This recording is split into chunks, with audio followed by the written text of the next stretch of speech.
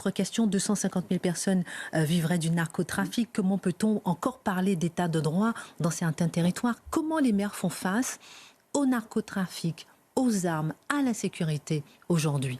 Il y a beaucoup de choses dans oui, vos beaucoup, questions. parce que comme il y a peu de temps, j'ai plein de questions. Oui, alors bon, Pardon. Alors, oui, on a alerté, et on devrait plus écouter ce que l'on dit à l'AMF depuis longtemps. On avait été les premiers à alerter sur la crise du logement à venir, on est en plein dedans.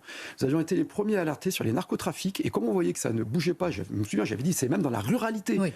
On a organisé l'année dernière, il y a 1 an exactement, une grande table ronde, on avait fait venir le gouvernement, avec le sénateur Blanc, Étienne Blanc, qui est encore intervenu hier dans notre journée sur les Outre-mer, et qui a démontré qu'il y avait au moins 250 000 personnes qui vivaient des narcotrafics, y compris des complaisances familiales, parce qu'il faut arrêter là aussi les mièvreries. Hein. On dit on n'est pas responsable du gamin, etc. Il y a beaucoup de complaisances familiales, il y a beaucoup de complicité. Hein.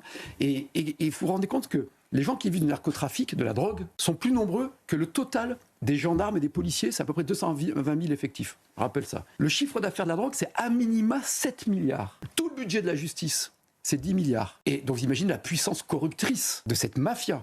Que les mafias, on le sait depuis la Sicile, naissent toujours quand l'État est absent. Donc, elles instaurent un autre ordre, un ordre violent, mais un ordre mafieux. On l'a vu pendant les émeutes. On avait dit, attention, la fin des émeutes, bravo à la police, à la gendarmerie qui ont fait un gros travail, mais c'était les dealers qu'on dit on arrête la récréation. Hein, ça s'est passé comme ça.